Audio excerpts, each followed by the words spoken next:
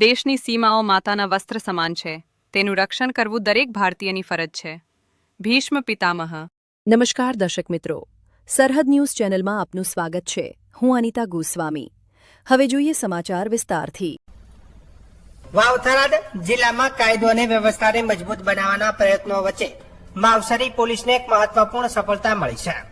વર્ષ 2021ના પ્રોહિબિશન એટલે કે દારૂબંધીના ગુનામાં છેલ્લા 5 વર્ષથી ફરાર રહેલો રેઢો આરોપી ભજનલાલ બિશ્નોઈને પોલીસે રાજસ્થાનમાંથી ઝડપી પાડ્યો છે. પોલીસ સૂત્રોના જણાવ્યા મુજબ આરોપી લાંબા સમયથી પોલીસને ચકમો આપતો ફરતો હતો અને સતત પોતાનું સ્થળ બદલતો રહેતો હતો. માવસરી પોલીસ દ્વારા મળેલી ગુપ્ત માહિતીના આધારે રાજસ્થાનના બાડમેર જિલ્લાના પાછલા ભેરોડી ગામે રેડ કરીને આરોપીની ધરપકડ કરવામાં આવી હતી. આ સમગ્ર ઓપરેશન પરીક્ષિતા રાઠોડ અને ચિંતન તેરાના માર્ગદર્શન હેઠળ હાથ ધરાયું હતું. માવસરી પોલીસ સ્ટેશનના પોલીસ ઇન્સ્પેક્ટર A.K. દેસાઈ અને તેમની ટીમે સચોટ આયોજન સાથે કામગીરીને સફળ બનાવવામાં મહત્વપૂર્ણ ભૂમિકા ભજવી હતી. પોલીસે હ્યુમન ઇન્ટેલિજન્સ અને ટેકનિકલ સોર્સનો ઉપયોગ કરીને આરોપીનું લોકેશન ટ્રેસ કર્યું હતું.